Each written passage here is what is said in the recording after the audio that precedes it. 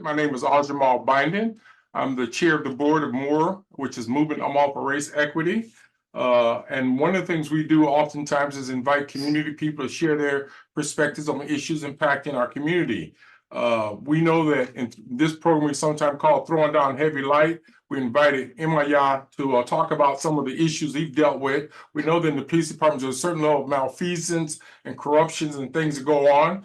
We know over the years we've seen some things that have not been corrected. We don't have a public safety auditor. We also know that law enforcement does not release its racial data very well. We've asked for that on a number of occasions and have not gotten any responses. And they have the data to go through the accreditation process, but they don't share some of the input from feedback from community members when there's constructive criticism. And we hope that, again, that they will do a much better job. We, again, are concerned about that. They do have a weekly dog and pony show at the 360 meetings, and nothing comes out of that. I call it a minstrel show in a sense. But again, if we look at our community and we look at some of the number of school to prison pipeline numbers and so on, we just got some terrible situations in our community. And so there are a number of issues we're going to talk with M A YAH today, and I want to welcome him to the show. This is his first time. I had a chance to interview him about a month ago, and him and Vic Larson about a couple of his books that he's wrote. He wrote a book called Vic the Popcorn Bag, and another book about the Vikings, children's book. So I know he's working on some other books. I also know that he's kind of like the editor of the Heartland News, I think. I got that right. Heartland News, and he's executive director. And he's just been involved in challenging some of these handkerchief heads, sellouts, fake leaders, and so on. So we're just happy that he can throw out some heavy light. So I want to first start by having him tell the viewing audience a little bit about himself. And then at the end, 30 minutes, we're going to open up and let people talk directly to him. So go for it, my brother. Well, hey, brother, first I want to thank you for inviting me to your show. And it's a pleasure. It's an honor. I heard a lot about your show, heard a lot about you. So it's an honor to finally meet you and be on your show again. So, yeah, my name is M A YAH. I'm executive director of Heartland News. I've been living here in Omaha now for about, on and off for about 20 years. I go back and forth to Minnesota and come back. I also live in Minnesota, too. And real quick, the newspaper was first geared towards helping the homeless. But then that's our main mission, is to connect the homeless and with mainstream the population of people to understand the different types of homelessness. But there's been so much other distractions going on that's drawn me into like the corrupt police, CPS,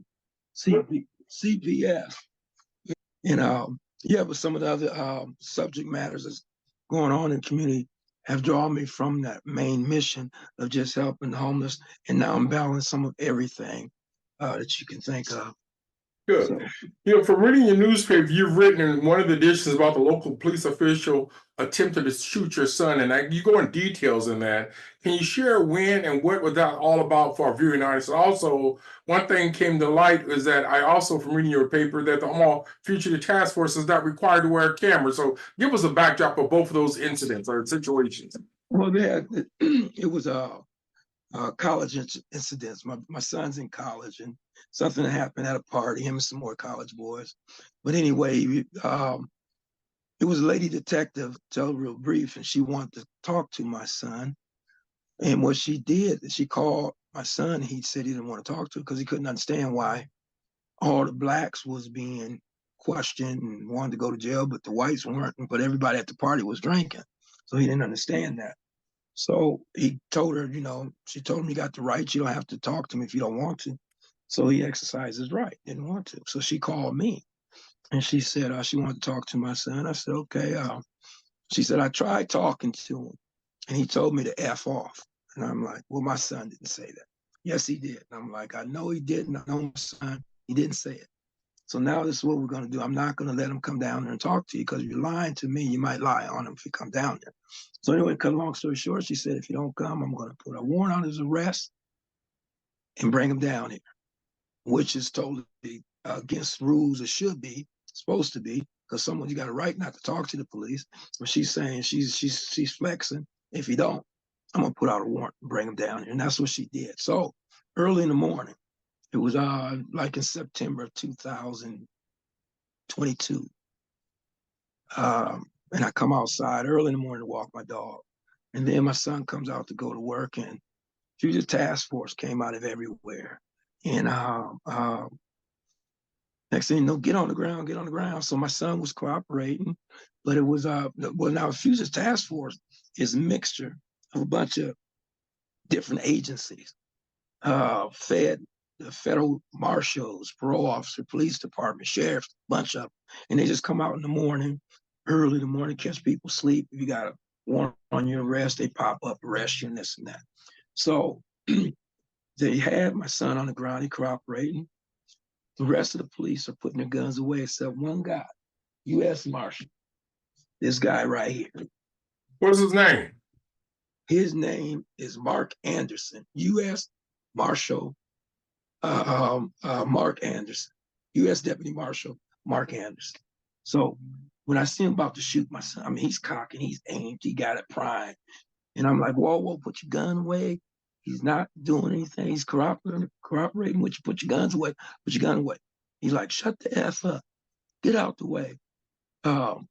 Get back or I'll shoot your dog. I said, he's just a puppy. I don't give a F. Well, anyway, the other police got my son off the ground. Now, keep in mind, all these other different agencies. Now, I got a. So in other words, all the other people were watching this whole scene and nobody intervened and told this roll off to clean his act up. OPD did. Omaha, if it wouldn't have been for the Omaha Police Department there, I could have got shot. But no, the Omaha Police Department, there was two cops there. They kind of intervened. And they were, I mean, just imagine all this going on. And I got one cop telling me, just be cool, ignore him. So he was. How did it all end? How did it all end? How it all end, I called, after everything's under control, I'm upset. I said, call your sergeant down here right now. So they got waiting on the sergeant. It's me, that marshal, and a policeman stayed there. And he's standing in between me and this guy. And in the meantime, this guy is steady telling my neighbors stuff like when they come out, hey, well, we got rid of a criminal and this and that. I say, he's not a criminal, he's never been arrested. You know, he's just trying to irritate me, trying to agitate. But the other police keep telling me, just keep calm. Now, just imagine this, another police is telling me to ignore this guy. So anyway. So all these police officers are there, nobody's putting each other in check. Is that what you're saying? No, they didn't. But the one police did stand in between me and the marshal. So anyway, when the sergeant came, it was Sergeant Hanson. Okay, so then everybody leave except Hanson. And I'm telling him my story, what happened. And he tells me right off the bat, you're lucky you weren't on the ground with your son. So right then I knew that I had called the wrong people. I shouldn't have called the sergeant. And this is the Hanson was now the sheriff, the person in charge of sheriff department, Douglas County Sheriff Department. Same guy? Yeah, this guy. Okay, yeah, he's known for some stuff in the past, and I know he's got some shaky background. So again, we just keep going. Yeah. I want to switch up, but give me a little bit more to closure to this, and then we'll switch up if I can. Well, what happened? He ended up when I went to press charges 4 days later.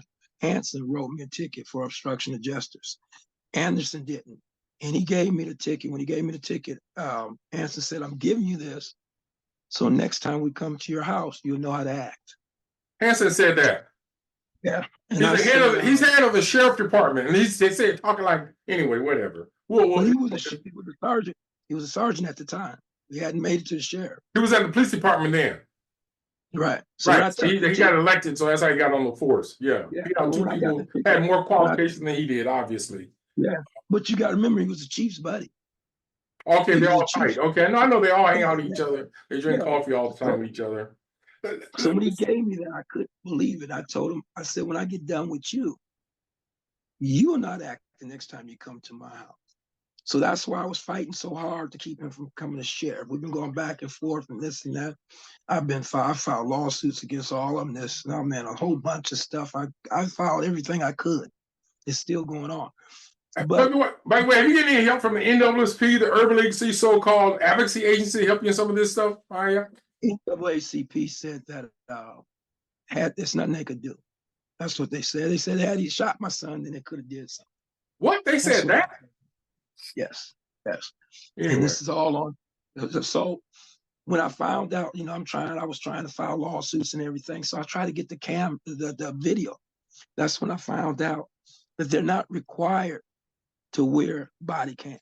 We're talking about the Omaha Fugitive Task Force people. That's correct, because they got federal marshals on there and they got secret identity and this and that. So Oh, that's their yes, like, excuse. Okay. yeah. So I waited until I got the transcripts, because when we went to trial, the marshal said he took the stand. I still got the transcripts. He never said that I said anything else, but please don't shoot my son. He's unarmed. Don't shoot. Put your gun away. That's all he said. I said. That's all I said. I said. That's all my son said. I said. But the prosecutor said that was considered jawing back and forth with the cops. They're trying to do their job, Your Honor, and this and that. And he said that no one ever said we weren't going to shoot your son. He said he was going to shoot my son. He said he was amped up and excited and amped up. I got the transcript, and they asked him why. And he said, for one, first he said because of the size of my dog. He was just a puppy. That's my dog at the time. This is Exhibit 5. He's a big dog now, but he was only like 40 pounds then, a puppy. And he said because I had violence on my record. This is how old I was when I had the violence on my record. Can you see that? I was 17. All this happened on the stand. He said all this transpired in 20 seconds. That man was going to shoot me. So I'm sorry, but I want to ask you: is this still ongoing? Are you still in court on this situation? I'm still appealing it. But check this out. This is important. Now, once she had found me guilty of obstruction of justice, then I appealed to the district court, and they upheld it. Now, keep in mind, first of all, I went to all the black leaders. You name, I went there. I sent them emails, everything. Your senators, everybody. The reason why I don't mess with the 2 black senators you got, they told me, oh, when you get the transcripts, send them to me. I'll take care of it, this and that. I sent it to them. They ain't answered or nothing else. Now, so the thing is, once it got kicked out of district court, now I'm appealing to appellate court. All right. If I lose to appellate court and then it goes to Supreme Court, then now in Nebraska, it's 2 ways they pick the law. One way is elected to the legislators. Another way is persuasive law. Like if it's go to the Supreme Court and they rule and side with the judge, then it becomes law. So I was at the place right now. I can't afford to go in Nebraska, go to appeals court, and then go to Supreme Court and lose, and that becomes a law that if you speak up in defense, don't shoot me in Nebraska, that is considered obstruction of justice. Now, when I went to all the black leaders and everybody, I was telling them, don't worry about me. I know how to file lawsuits. I know how to do this and that. I want you to look at the message that she sent to the black people when she found me guilty for obstruction of justice, for saying, please don't shoot my son. And listen, one thing, none of them said nothing. Not a single black person supported me or tried to help me get cameras on the task force. But I switched it. I went to the white people and I told them that every day around the world, cops kill over 10,000 dogs. And your fugitive task force in Omaha doesn't have body cams. So I'm getting support from white people to save their dogs. Yeah. Maya, I'm gonna switch up to some other questions. I'm gonna switch up because I know we only got so much time before we open it up. You're the editor of the Heartland News. It's called Street Newspaper. What's a street newspaper, and who are the writers, and how do people get copies of the newspaper?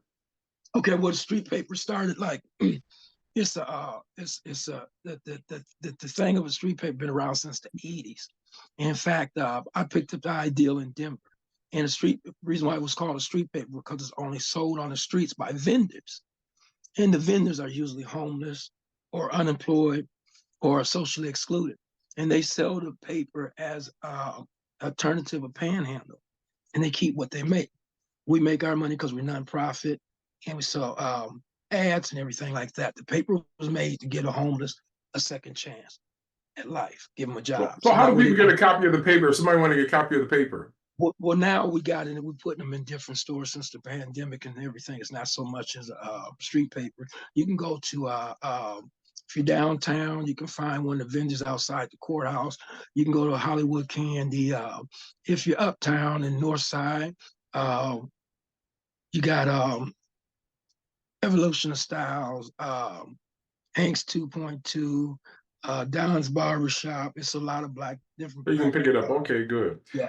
We're going back to this County Sheriff Aaron Hansen. I know he was with the police department for many years, with the gang unit. I made him in a number of meetings, talked to him. And I heard a great deal about him, especially his treatment of African Americans. He was caught on video where he kneed that African American when he was in handcuffs. It came out during the election. Some would call that unlawful force. I wonder if they offered a settlement to that young man who they did that to. The streets on the word is that some of these officers over the years have beat up these suspects. I know a couple of people in our community who personally got beat up by police officers and so on during my career, but there's been no oversight because we don't have a public safety auditor and so on. And my question again, I know that going back to Hansen, he doesn't have a lot of academic qualifications compared to two individuals he beat. I know he ran on that race card, again, the Trumpite stuff to get elected as county sheriff. My question is, why did you drop his name in your newspaper, and why did you consider him and so what almost plan this race in the way he handled you and so on? Why did you go there with him? Well, because I dealt with him firsthand, and I know how evil he is, and I know how spiteful he is. He wrote me that ticket because I want to file charges against his deputy. Another thing, I was in the mix, and I saw that Chief Schmider handpicked him, and I saw how that whole system made sure he got in there. Just like when they showed that, if you notice, I'll take you back when they both was like tied up, almost tied up, Gonzalez and Anson. It was going neck to neck. And then it stopped for a minute. And then they showed that video of that guy, Hanson kneeing that guy. And they were showing it repeated. And then they said, oh, but he didn't really knee him 6 times. He only kneed him once. And the rest of it was edited. So yeah. So we, the people, the black people, was like, oh, they really messed up. They was trying to show that he only kneed him once. But what they did, they shouldn't have showed. He shouldn't have kneed him at all. Right. And I'm like, no, that's not the plan. It's neck to neck right now. And this is like one of those tapes. And they saying like, remember the Alamo. We got to save our own. Look what these blacks are doing. They're trying to win. We need the rednecks to come out. And that's when about 3,000 more overall wearing rednecks came out and voted. That wasn't an accident that they put that up there. They know that the red Nebraska liked that evil type of person, and they showed that on purpose. They had that tape all the time, and they accidentally put it on. I'm also aware they got mad that he got released at that time. And again, the issue was not the essence of what he did. The issue was it got out, but it should have been public knowledge from day one because it already played in the media. So there was no hidden agenda about that. Everybody knew what he was involved with. And again, any of those individuals who watched this whole police department, law enforcement, county sheriff don't even have any people of color on the force hardly. It's kind of a white supremacy type organization in the way that they operate. Again, I don't throw that out lightly, but they're more in the suburban areas and they really have no real engagement of race and diversity. I'm going to switch up a bit because I know you talked about corruption in law enforcement. I had a chance for the first time in my life about a year or so ago to visit the FBI headquarters. I didn't know anything about them, never seen them in the community anywhere. And that headquarters reminded me of a Klan headquarters. There was no black people around. I did see one black guy walking down the hall. They walked in front of me, but I've never been in the building. It's like 120th and L Street area. Top security to get in there. And I had a chance to talk to the FBI agent in charge, Eugene, and I was surprised at the lack of racial engagement, the stuff that they do behind the scenes. Even they supposed to hold the police department accountable, but I've never seen any reports of how they've done that. And my question back to you is, how do you hold the police department accountable, the FBI, the sheriff, the state patrol, if there's no people of color or nobody pushing back the way you're doing? How can we do that in Nebraska or from your vantage point? Well, that's a good question. And right now they got such a buddy system going on.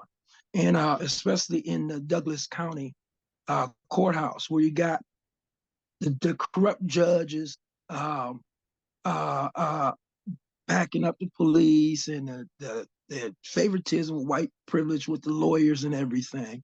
So the thing is, for one, um, we got to stop just turning our heads and thinking that it's the other person's problem, not ours. And we got to unify and let it be known when they do something. We got the habit like they didn't do it to me. Like when I was telling everybody about how they did me and my son, it was like, okay, but it's not me. But the thing is, just like the lady who got beat up by the police and took the videos to all the black leaders and they didn't do nothing. Yeah. When you use the word black leader, who are black leaders? I mean, I know you deal with black leaders, but you talk about NWC, Urban League. Who else? You mentioned two elected officials. Are there some other black leaders or in our community that we should know of? Ain't none of them black leaders, you ask me. What they perpetrate it, they pretend like they are. Some of them do stuff just to get grants. And that's why, and for a while I've been minding my own business. I've been doing my thing and I don't interfere with them. I see them out there faking and everything. But when that black lady, she got videos, and this is what happened until real brief. She got beat up by the police. They beat up her daughter.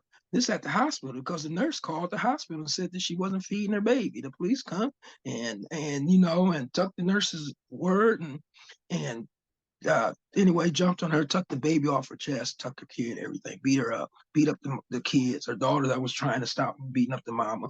Anyway, she had it all on video. And they let her off. She beat the case. They gave her back her kids.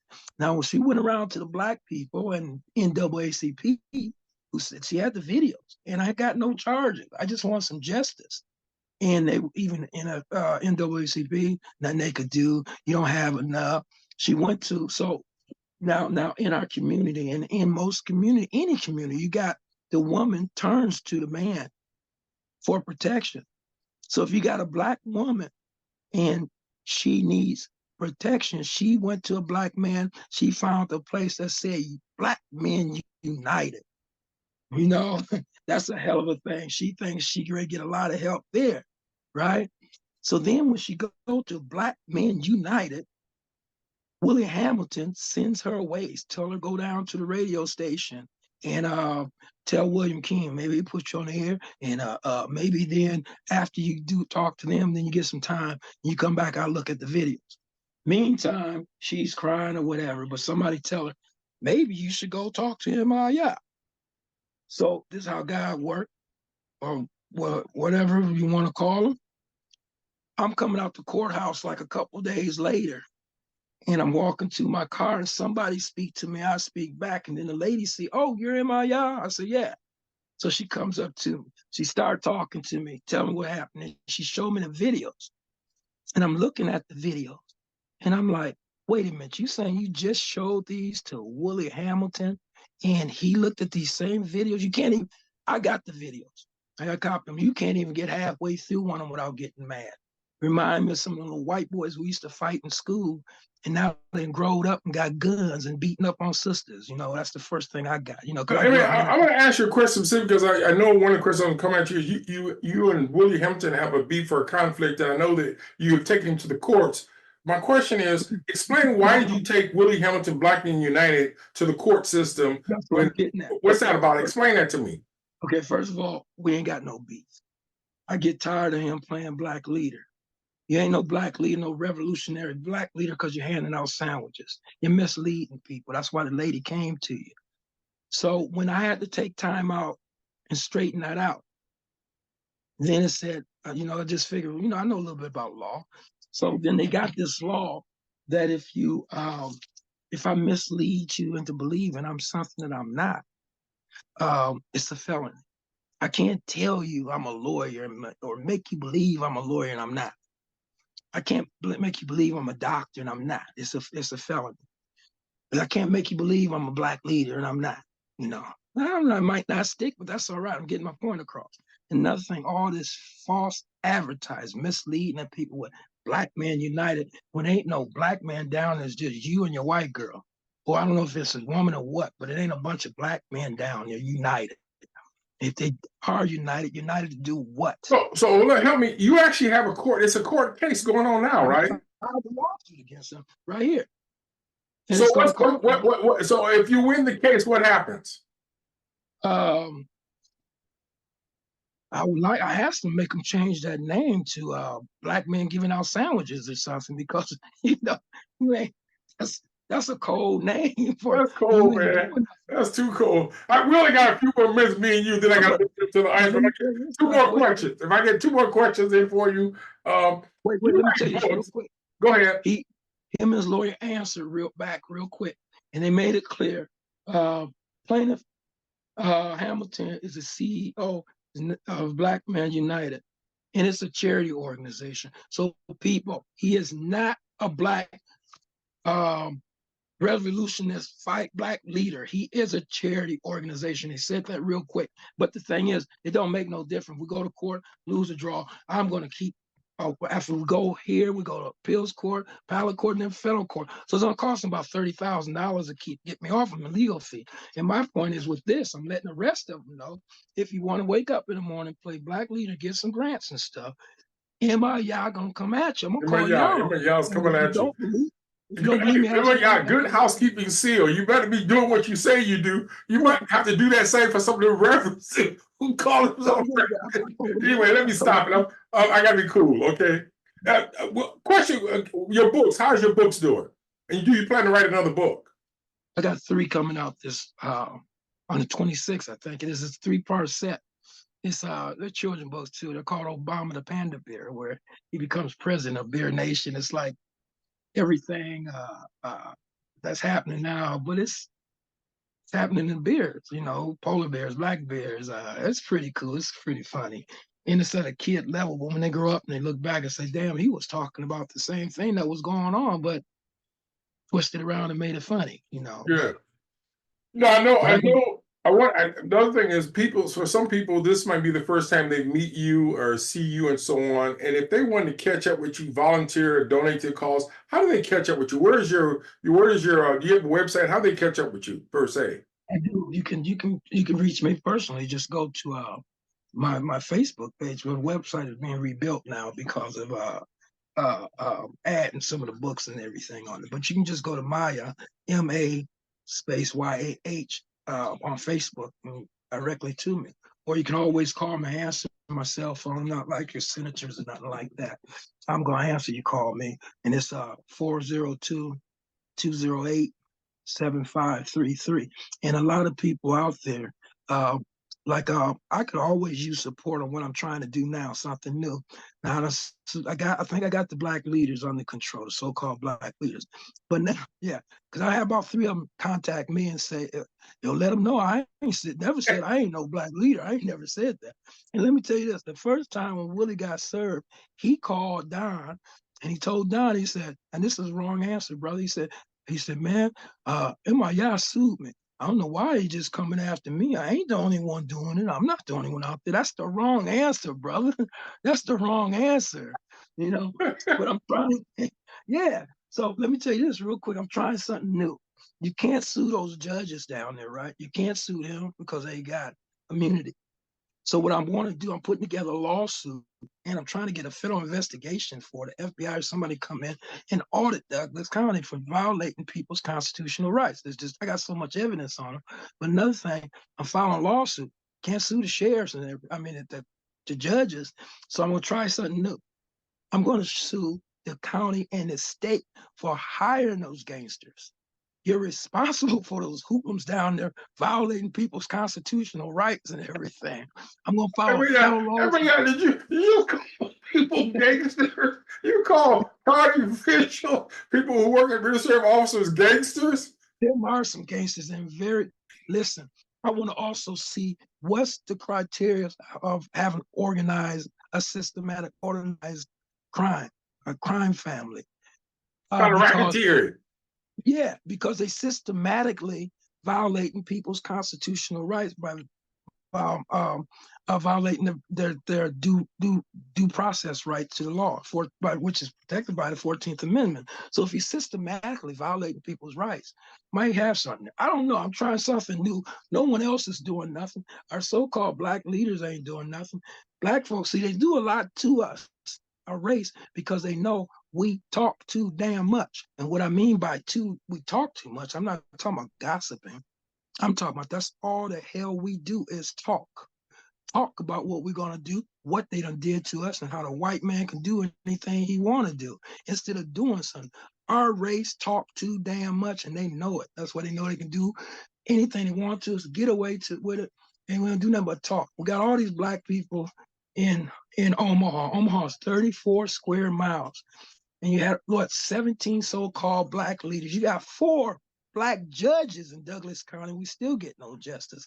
2 black senators, black banks, black schools, a black world champion, black rappers with all kind of talent, and people still ask, is there black folks in Omaha? We got enough black power in the North Omaha that it should be like a small Atlanta or a next Black Wall Street. We got everything but unity and respect for each other, and we talk too damn much. No, I understand that, and one of the challenges we face. I know there's a group called 100 Black Men, but they're kind of like a nonprofit that gets money from mentoring, and even Tom Osborne program they call mentoring program. Those kind of programs, they don't have no accountability. You write letters to them, you write letters to county officials. You don't see any of the racial data. You walk in City Hall, County Hall, any of those, you will see very few African Americans work there, but yet with their taxes. I'm going to switch up and let the audience come in at this point. So anyone who may have comments, reactions, questions for our guests, go for it. Yeah, it's on you now. Other feedback, other people who've been mute and quiet. I got a story they want to share about Douglas County. Any feedback? Anybody? We got somebody want to raise their hand? Yes. Your mic is off, Linda. Can you turn your mic? Okay, good. Go ahead. Yes. Oh, I just want to say thank you for sharing. I don't have anything, that I like wisdom or anything to add to it, but thank you for sharing your experience. That's horrendous. What you've experienced. So I just want to thank you. Okay, thank you. Other feedback, other reactions. I was going to ask you, have you got direct pushback from some of these people who you're suing or taking a court or challenging? Like, for example, some people I suspect maybe react to this program a certain way. Have someone come up to you and say, stop it, quit it, don't challenge us? I get that all the time. Some of the lawyers, I have one lawyer.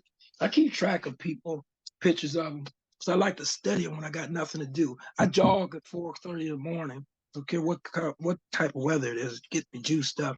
And then I look at my adversaries. I keep pictures of them. So who's this character? Who's this person? This here is Welch, Dan Welch. He's the owner of Welch Law Firm. He used to be a councilman. Right. And he told me one time, because I had a thing with one of his lawyer. This one right here. Her name is Natalie Haynes. Her and this guy here. Okay. Echo's dead now, but they did a thing. They said it on a case. He wasn't supposed to be on the case, just her against me. So when I peeped that he wasn't on the case, they tried to say, oh, he was on the case, even though he switched firms 6 months ago. But anyway, she said because he never put in a motion to withdraw, so he's still the attorney of record. I said, but he switched firms. Okay, but this is a catcher now. A judge backed her up on that. Okay, so then I got on that Judge Harmon, and he recused himself off the case because I told him, you're racist. You're violating my rights. I said, you violated my rights 34 times at the last hearing. I counted them. And I said, and you did it because, first of all, I said, because I'm pro se. Second, because I'm black. But anyway, he recused himself off the case and opened the case back up. Meantime, guess what? He dies. So we go in front of another judge. This woman tells me, oh, well, technically, he is still the attorney of record. I said, how? And the records ain't showing it. And the man is dead. He is dead. She said because the judge never granted his motion to withdraw. I said, but he's dead. Well, it doesn't matter. It's not like a story book, like you making this stuff up. I can't believe a dead person still be on the case. Check this out. This new judge, denied my motion, agreed, and basically agreed with her. Motion denied. I got this much evidence showing that he's not the attorney of record. Even your record says he's not the attorney of record. This white woman has nothing.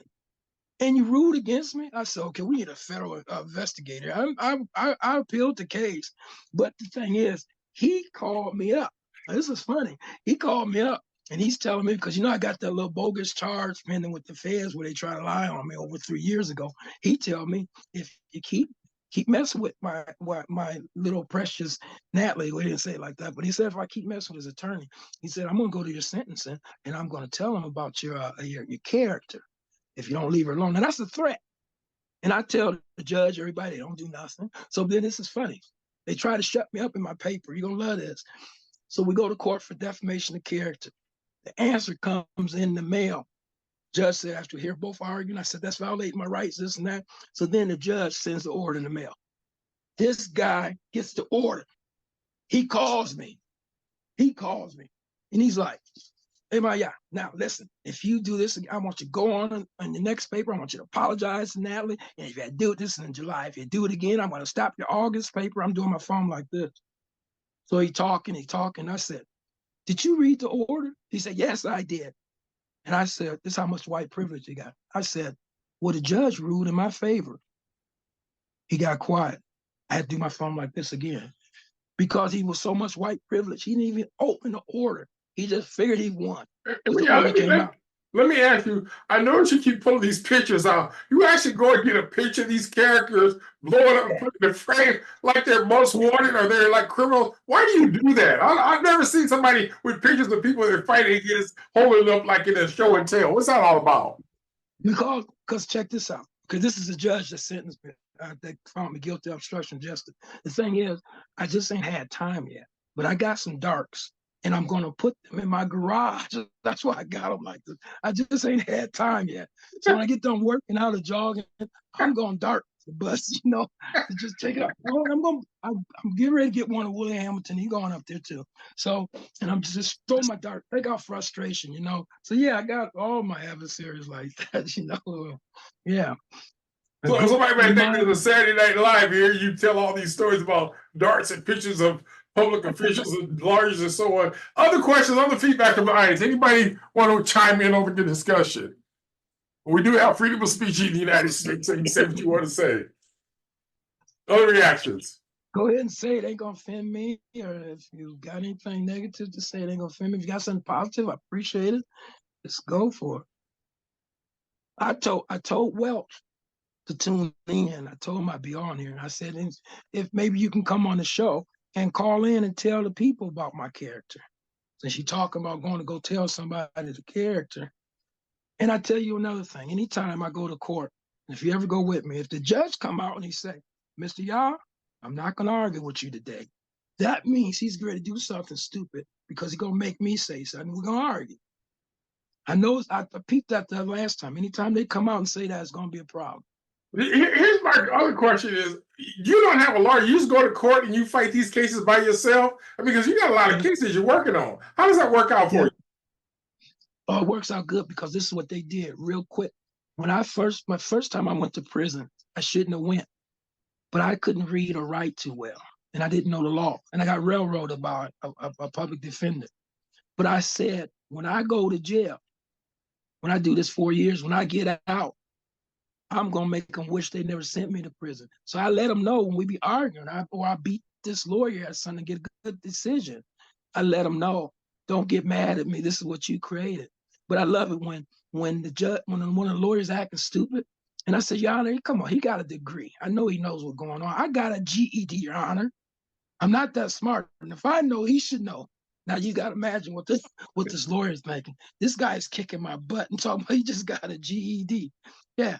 So I'm always throwing that up. Well, you know what? We in our community call it GED, the greater than every degree, because there's some smart folks who, Malcolm X is one example. Malcolm X would run circles about anybody back in the day when that. I see, Sister Cynthia, your hands up. The mic's open to you. Thank you. I'm glad you start talking about GEDs and going to school and going to jail without a lot of education background is what I understood. So my question to you, Maya, Am I? Yeah, that's close enough. what do Yeah. you suggest, or do you look for when you come in touch with some young people struggling in school? What would you find helpful to come and speak to them about Yes. some Now, of your experiences within the bounds, of course, of the classroom and the age of the kids? But just could you speak to us about the education system that you would like to I would, see? eventually, I would love to be a public speaker and come into schools. And the first thing I want to teach the kids is let them know it's never too late and don't be ashamed to learn. And another thing, and when I learned this from Ernie Chambers a long time ago, and this is why I don't beg nobody to put for their support. I don't beg nobody to run ads in my paper. I don't beg nobody to buy my paper or listen to me, because he told me just believe in yourself and don't look for support. So anytime I sign an autograph or a book or something, excuse me, I sign it to who it's going to, and then I always just say, believe in yourself. M A YAH. That's my saying, and that's a good message I would pass to young people. Believe in yourself and go a long way. I mean, that's where every day when I get up, and I know sometimes I got some weird thoughts like suing the state for what the judge is doing, this and that. And people might think it might work. Don't work, but I gotta believe myself and try it. So. But by the way, I mean, have the OPS ever invited you, the school system invited you in to talk to some of the young kids in our school system? I was just talking to him now about me and Vic coming there and reading a book to him. That's the only time. But you never talk to young people like these young boys who they got slated to go to prison and they keep in high school, they get in trouble. Some of them, they never had you talk to any of those young men. Yeah, sometimes when I have my office on the Center Street, a lot of them will come in and stop. But you never been invited inside the public schools building by the administrators or the teachers to speak about your experiences. No, and if I had the time, I wish I could go down there. I would, even when I had my office, I had some of the young. I don't know if they're still feuding like they used to. I don't think so, because I would have some Bloods come and talk to them, Crips come and talk to them, and they would be talk. They just want to come and talk. I used to think maybe they're bored with their life to come and sit and talk to me, but I knew then they're just seeking knowledge or something. So I used to have them come down to my office all the time. So Gotcha. I know it was interested in what I got to say. So. Sister Cynthia, I think I might have interrupted. Did you want to say something else, Sister Cynthia?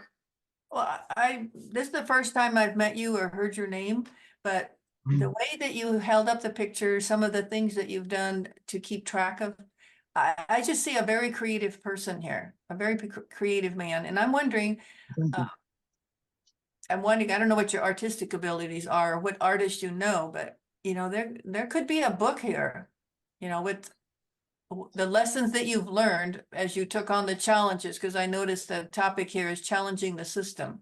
I'd be interested to know how all of that would be pulled together with your creativity. Well, I'm doing my autobiography now as we talk. It'll be out in July.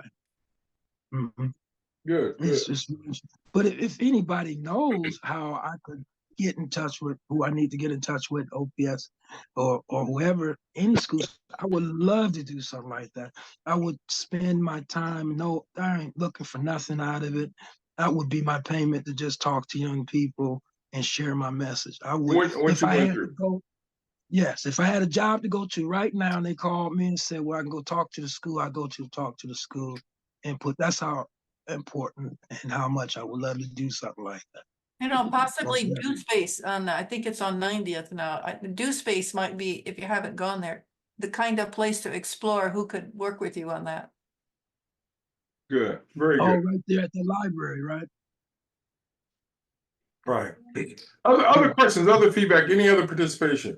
One of the things I alluded to earlier, I wasn't quite clear, but I actually sat down with a guy named David, I think David Baker. He's with Teammates, and he asked me another question about diversity, race, so on.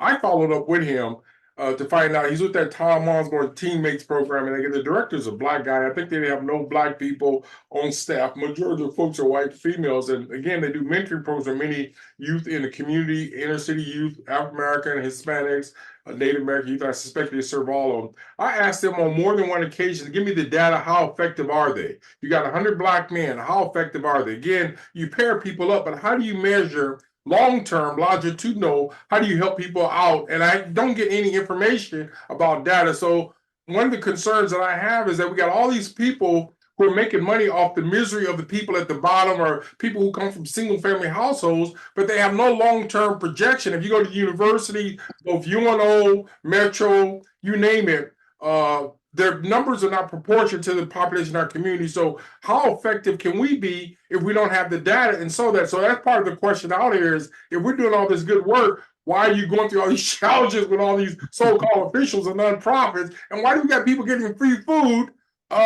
when they should have enough income or have enough government assistance that they don't need to get free food driving up to a building? I don't understand that. Right. And yeah, and because, you know, like you said, it's all about the grant monies and stuff that they can get. That's why I said, and they're not doing nothing. They don't care about the data. They're not trying to get the data. It's all about waking up and playing Black leader. Anything that could show that I'm doing this and that, and I could qualify for that grant. Now, I used to didn't say nothing. I mind my own business, doing my own thing, and worrying about what I could do. And I used to say, well, I'm not. I used to say I don't like those brothers, but my sister said, don't use that word that you don't like them. Just say you don't support them. Okay, so I don't support none of them. Not your 2 Black senators. I don't support none of those ex-gang members. I don't support Willie Hamilton. I don't support. No, I like Quazine. I like Willie King. I like you. And there's probably a couple more. I like that Sky. That First guy. Sky. I love that show. Yeah. So it's a few, but the rest of them, my sister said just to say I don't support. But we got somebody got their hand up. Your hand up? Is it Karina? Yeah. Karina? Yes, go ahead. Hi, my name's Karina. I'm joining. You know, I'm been living in Omaha for 2 years, and I'm a part of 2 local nonprofits here. I'm from Lincoln. My family's by way of New York. My family's from New York. I was born in Brooklyn. I moved out to Nebraska when I was in 6th grade. Big culture shock for me. Grew up in Lincoln. Now in Omaha, I've lived out here a couple times in my life. Part of the reentry community, and I did seek out Omaha upon reentry because I knew that I would find people that were like me that were able to turn their lives around. So right now, I'm currently involved in 2 nonprofits. One of them is called The Legacy, and it's through the Nebraska Conservation. The Nebraska Conservation. And so what that is, and that was introduced to me. And then the other nonprofit that I'm in is called Community Cafe. And this is really gearing up in Douglas County. And that's through the Douglas County Community Response. That's who's funding that. And so these are 2 nonprofits. So the DCCR, I believe that they have a building downtown.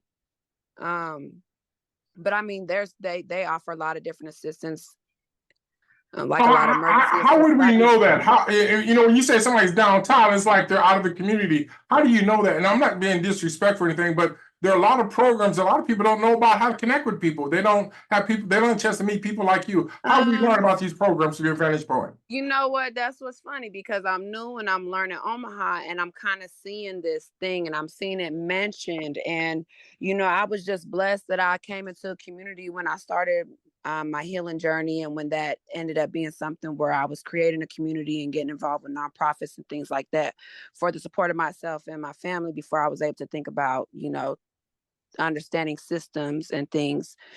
But you know, there's some kind of issue here in Omaha, so I'm really here to try to learn and understand. But so going back to the roots of my so the 2 nonprofits I'm in, the one that I talked about is The Legacy, but the first one that I was in is called Community Cafe. Now this is a community conversation, and you get a group of people and they host a family meal, a meal, and they pose about 2 or 3 questions. These are curious questions that are focusing on what's strong, not what's wrong in the community. So this is a community conversation where we're focusing on what's strong, not what's wrong. So through that, it's called Community Cafe. Beautiful thing. I think it was the Nebraska Nebraska something society, like with the Nebraska Children's Society. I think that was funding that down in Lincoln. Now it's up in Omaha. And you know what? There's a lot of kinks because there's a lot of weird stuff going on. I don't understand that. I'm not on that side. I'm not on the. So, I'm So You're not my addressing point, the question is, Well- you share this, but I'm saying, how do people connect with you? How can someone sign up if someone want to participate in these programs? Well, I guess so. I'm getting to that. So through Community Cafe, which started up here in Omaha, I think they're going to reopen here in the season. They got the grant money going, and I think they have an actual place. Through that, I met some Black farmers on the north side. We got to talk about You lose me a little bit. I'm just trying to say, how can someone connect with you if they want to join one of these two groups you're talking Well, about? I think Or can they? yes, it is available to join, but I think that's a funny question to ask since I'm an outsider coming in, only new to Omaha 2 years, and I'm noticing that nobody seems to be connecting very well in these things. There are this person that offers this, and this person that offers this, and this person, but it's not being connected and unified, and it's not a huge network. I'm not understanding the gatekeeping. I'm not understanding it, and I haven't broken. So I have my theories, but I'm still studying. I'm still doing my research on the city and where I sit in. But Let me my ask you a point, question. yes. How long have you been listening to this program? Did you just tune in, or have you been listening from the beginning? Yes, I've been here from the beginning. Well, the first thing I said, one of the things, the main problem we got here is no unity. So I guess that's where I'm coming into question is from my background and the way that I've tried to map out my mindset and my understanding of how I'm going to digest the community and how that'll work for me and how I can help and whatever is focusing on what's strong and not what's wrong. So it's hard for me to find that in Omaha. I can't see what's strong. So I guess my curious question is, what is strong? When you say you focusing on what's strong, what do you mean by you? What do you mean? What is your definition of what's strong? What's going right in the community? The good things? It's basically so basically the theory is that if you're focusing on what's strong, not what's wrong, the strong will remedy the wrong. So so as an example, when I did this not with the nonprofit that in Lincoln, we just, we posed a lot of questions. We came to find out that we had a lot of artists in the community. So that was something that was our strong point. So now all of a sudden in the community where nobody was talking to anybody, it's a downtown Lincoln area. It's a down near South area. Everett School, if anybody's familiar. But anyway, there's a lot of immigrant community. It's like, it's considered one of the bad communities there. It's not well read. And now we realize that we have a lot of artists. So now we're having all kinds of events and art events and things are popping up and people are meeting each other. No disrespect, but here's the point. If we don't have outcomes, we can talk all day. And what we're arguing or talking today is that we got systems that are so bad, organizations, even programs that are newly created. If we don't show improvements, then why should we keep those programs? So in other words, it may help you as an individual, but we got problems where there are many families who face the same problems that you and all of us face, and our numbers keep getting worse. So in spite of all the millions of dollars that are coming into North and South Omaha, none of it, for the most part, it goes outside the community to people who are the gatekeepers and so on. So if we can't even articulate and we can't be unified, then we're just having an academic conversation today.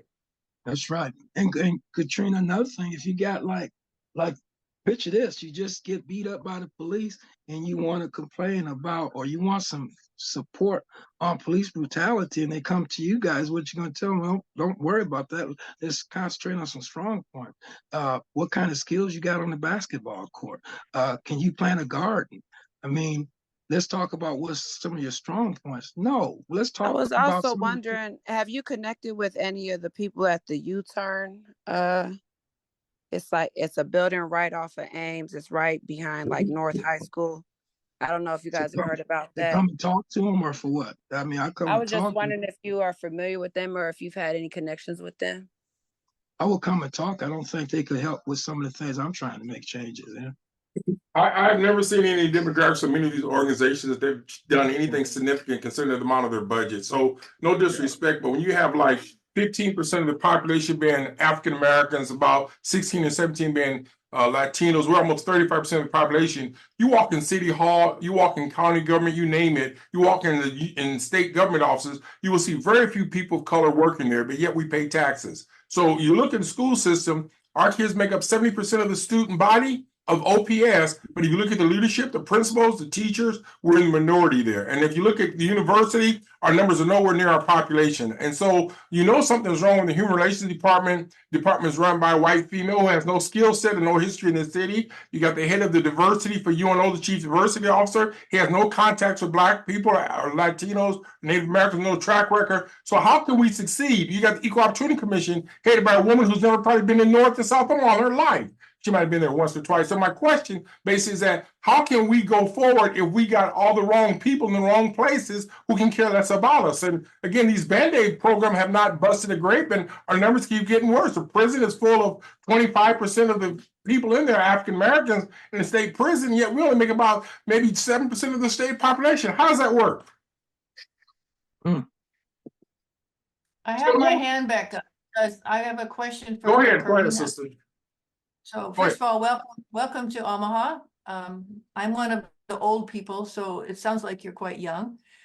The cafe group I think they have a good direction based on what you said. I personally haven't heard of them, so thank you. What's the legacy group that you mentioned? Because I know some groups with that name, and what is their purpose?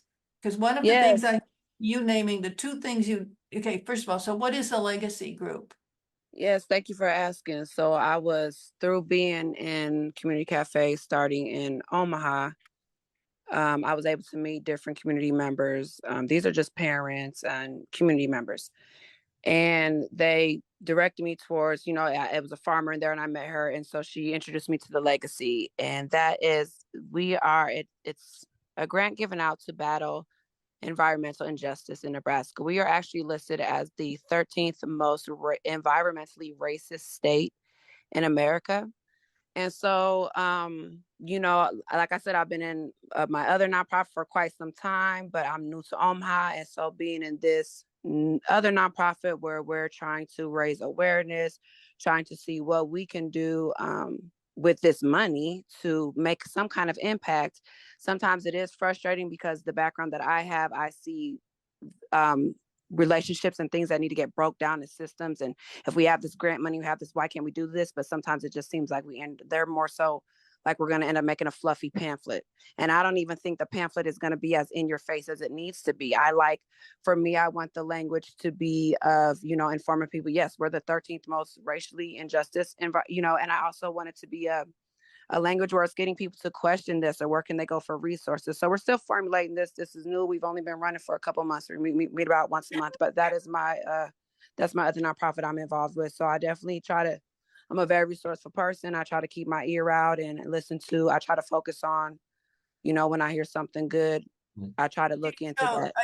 Maybe I'm misunderstanding, but is the first word legacy and then the next word environment and the next word justice for the group that got the grant? So both the nonprofits are in grants, but it's called the Legacy, and that is through the Nebraska Conservation.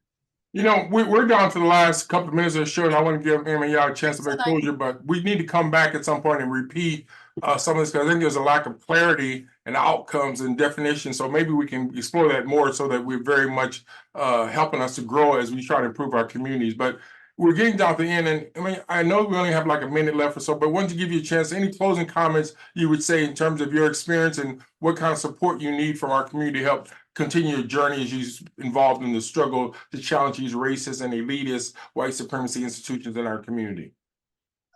I'm going to set up a website, and what I'm going to do when I file these federal charges against the state, I would like for if anyone out there had bad experience with Douglas County and they got stories or whatever, I like people to come on the website, share your stories with me, support me that way, give me more evidence to turn over to the federal authorities. Pick up my paper, read some of the things I got going on there. My paper is designed. I try to empower the community with something. I'm not just talking about the latest news that's going on, what's the latest this and latest that, or fashion. I'm really out there and talking about situations that need to be changed or dealt with. So just support ways like that, and my famous favorite saying, just believe in yourself more so than the so-called black leaders we got here that's misleading people. You know, I really appreciate you being here. And again, I know that you lived in Minnesota, Minneapolis, I assume, but you said go back and forth. And Nebraska is a unique character. Some people call it the Mississippi of the North, considering the plantation mentality of our education system and our people in the city who shuckle and jive and don't do anything of substance to transform the masses. Our community needs a lot more help. I really appreciate you being on today. And we hope to probably have you come back again to kind of get into the details of what's going on and other things you're working on in the community. But really appreciate you being here today. I appreciate you inviting me, brother. Thank you very, very much. And your listeners, thank you. And yeah, I would love to come back on again. Yeah. Okay.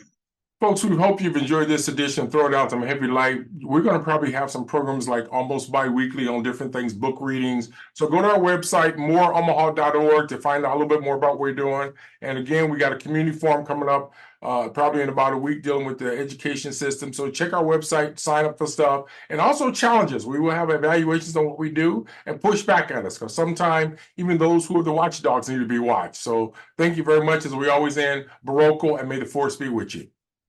Thank you, brother.